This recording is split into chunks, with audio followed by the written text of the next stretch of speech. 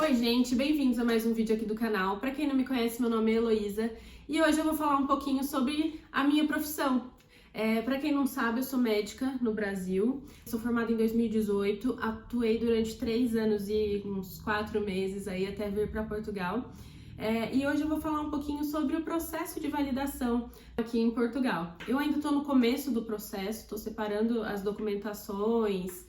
Na verdade, eu já fiz o processo das documentações, falta submeter ao site, então estou bem no comecinho do processo, mas hoje eu quero trazer para vocês já as informações, um geralzão de tudo que você precisa saber para poder validar seu diploma aqui em Portugal.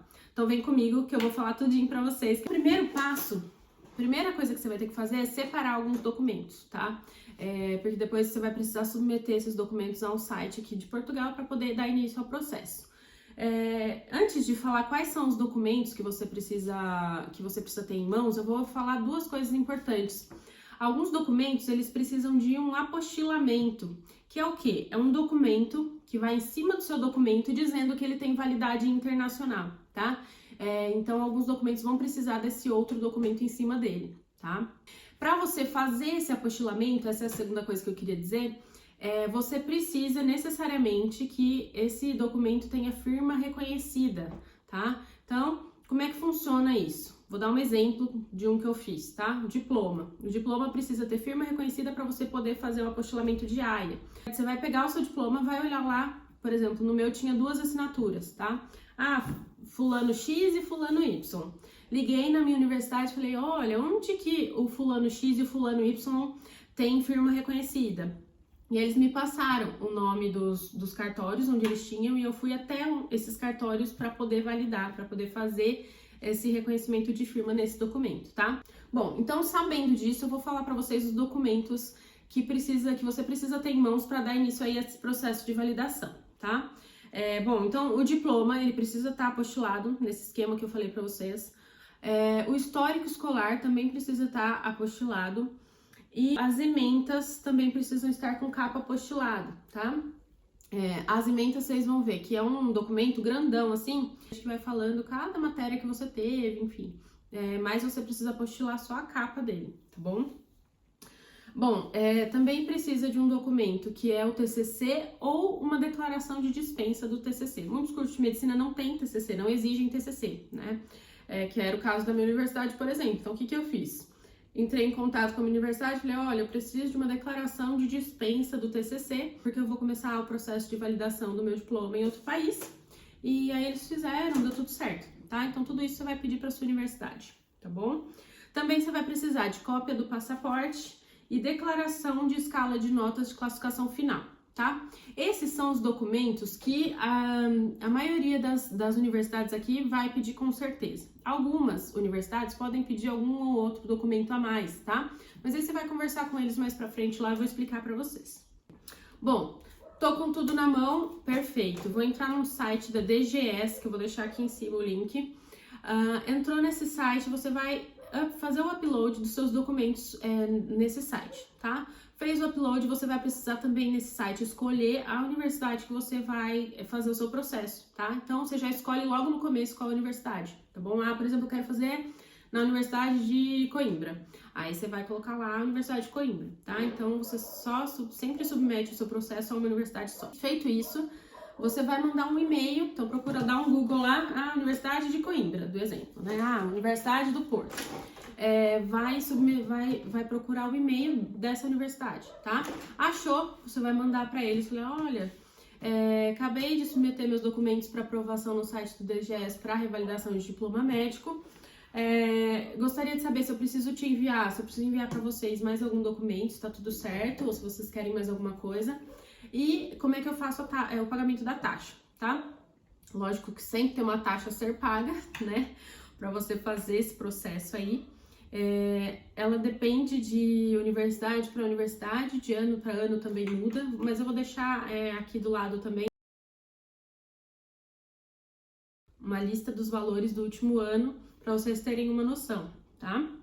Bom, feito isso então, a universidade vai responder com os dados para onde você tem que fazer o pagamento. Passou os dados, você faz o pagamento da taxa e aí é só aguardar eles darem ok aí no seu processo, tá? Teoricamente, eles têm até dia 1 de setembro pelo menos nesse ano, tá? Essa data pode mudar aí no ano que vem, por exemplo, mas nesse ano, por exemplo, eles têm até 1 de setembro para dizer, ó, ok, tá tudo certo, pode fazer a prova em janeiro, tá?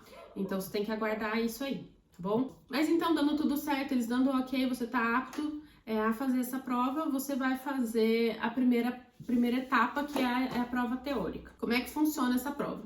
São 120 questões e você tem 3 horas para fazer essa prova. Então, assim, é correria, pior que vestibular nosso no Brasil, né? Assim, no sentido de tempo de questão. Então, do que eu tenho lido do pessoal é fazer muita questão para você se habituar com o modelo da prova para estar ágil, né? Fazer o maior número de questões no menor tempo possível, né? Acertar essas questões de preferência. E aí, para passar para a próxima etapa, que é a prova teórica, você precisa ter pelo menos 50% de acerto, tá bom? Então, fez a prova, acertou menos de 50% da prova, você acertou 50 questões, você tá fora do processo, tá? Você já não pode passar para a próxima etapa, que é a prova prática.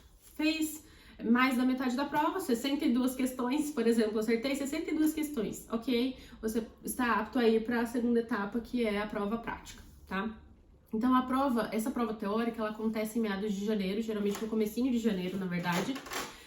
E a prova prática costuma acontecer entre abril e maio, tá? Lógico que isso também pode variar conforme a universidade e conforme o ano, tá? Isso muda de ano para ano. Todo o processo, na verdade, nesse sentido, pode mudar de data, de valores, isso pode mudar conforme o ano que você está prestando, tá? Então, tô falando aí do último ano, desse ano. Bom, mas então passou na prova teórica, vamos para a prova prática. Prova prática consiste em examinar um paciente da enfermaria cirúrgica ou da enfermaria de clínica médica, tá? E aí, como é que funciona? A universidade vai mandar para você um e-mail dizendo, olha, fulano, parabéns, você passou na primeira etapa. A sua prova prática será realizada no hospital X, tal dia, tal horário, você tem que estar lá. Então, chegou o dia da prova prática, como é que você vai fazer? Você vai lá no local que eles te pediram para ir pelo e-mail. Você vai examinar um paciente que eles vão selecionar para você. Então, você vai ficar com esse paciente, meio semelhante aí, né? Às nossas provas práticas dos cursos durante a faculdade, né? Então, você vai lá, vai fazer toda a anamnese com o paciente, vai fazer todo o exame físico no paciente. Algumas universidades já te dão os exames complementares desse paciente, outras teve relatos de gente que falou que só dava se você pedia, teve outras que davam tudo, teve outras que não forneciam nenhum exame complementar, tá? Mas enfim, o importante tendo tudo que você pode ter em mãos, você vai elaborar, né, hipóteses diagnósticas, exames que você pediria, tratamentos possíveis, enfim, eles querem saber do seu raciocínio clínico nesse momento, tá? Então, você vai ter 1 hora para fazer tudo isso, tá? Então, examinar e conversar com o paciente. E depois você vai ter mais 1 hora, 40 minutos a 1 hora para fazer o relatório. Escrever o que você fez, tá? Fazer uma anamnese, que é mais ou menos também como, pelo menos na minha universidade, era assim que a gente fazia as provas práticas, né?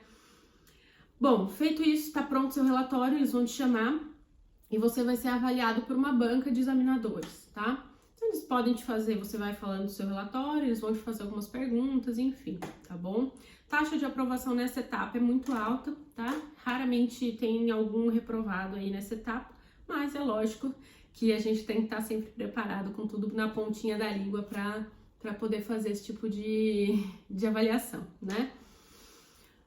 Bom, certo, então passamos na prova prática, vai ter uma outra etapa, uma terceira etapa, que é a última, graças a Deus, que é a análise curricular, tá? Como é que funciona isso?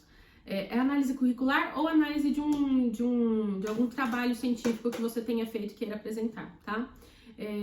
Então, você vai novamente diante de uma banca e vai apresentar geralmente eles pedem para você fazer, do que eu li, um PowerPoint explicando a sua formação, tudo certinho que você queira falar ali do seu currículo, tá? Também alta taxa de aprovação aí nessa etapa, tá? Então, fica tranquilo, você vai lá e fala tudo que tem que falar. Feito isso, passou nessa etapa, perfeito. Se você já tem mais de 3 anos de atuação médica no Brasil, você tá apto a pedir a sua autonomia, que eles chamam aqui, que é o quê? Você poder trabalhar como clínico, como médico clínico geral aqui, tá bom? Como no Brasil, quando a gente se forma, já consegue trabalhar como clínico geral, aqui você precisa ter 3 anos de atuação para poder atuar, né? Então, para pedir sua autonomia, você só consegue se você tiver 3 anos aí, pelo menos, de atuação no Brasil, tá bom? Ah, mas eu não tenho atuação no Brasil, eu não atuei nenhum ano e eu quero fazer o processo. Perfeito, não tem problema. Só que aí você vai ter que fazer um ano, que eles chamam aqui de ano comum, tá? Que é um ano como se fosse um internato nosso, né? Supervisionado, enfim, mas a parte boa é que você recebe, né? O salário gira em torno de 1.500 aí nesse ano comum, tá? Então é um ano que você fica sob supervisão, aprendendo, né, o sistema, aprendendo os protocolos do hospital que você vai, enfim, tá? Então, eu não acho de todo ruim, principalmente porque é pago, né? Você recebe para estar ali, tá? E agora assim, mas e para fazer residência? Como é que funciona? Esse é o meu caso, tá? Eu não tenho residência médica, não fiz no Brasil e eu pretendo fazer aqui em Portugal. Como é que a gente faz então? Você vai fazer esse ano comum. Todo mundo que quer ingressar numa residência precisa fazer o ano comum, tá?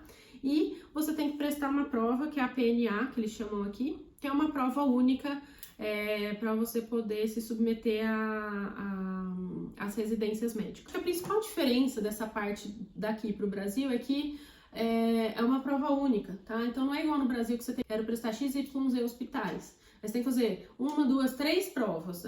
Quero prestar 5 hospitais, tem que fazer 5 provas. Não, aqui você faz uma prova única, tá? E aí você é escalado num ranking.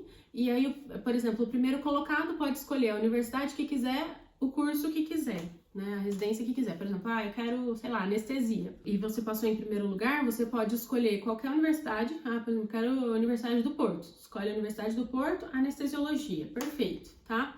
Aí o segundo colocado vai escolher a vaga que sobrou, o terceiro a que sobrou, enfim, assim vai até o último colocado, tá bom?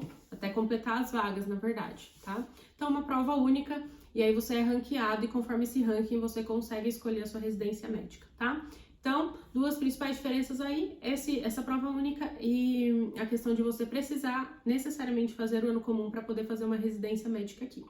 Uma outra coisa que eu queria falar, que eu acho que é legal, você tem direito a uma reprova, tá? Nesse processo pago, tá? Eu paguei uma vez lá, essa taxa para a universidade, eu tenho direito a reprovar uma vez cada etapa, tá? Por exemplo, fui a primeira vez lá, fiz a prova teórica, acertei menos de 50%, reprovei na prova. Vou ter que pagar de novo? Ainda não.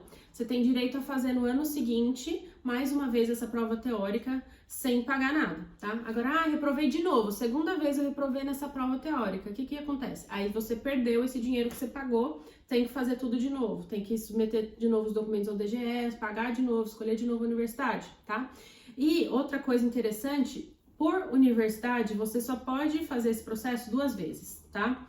Então, deixa eu ver se eu consigo explicar que é um pouco confuso, mas, por exemplo, escolhi a Universidade de Lisboa.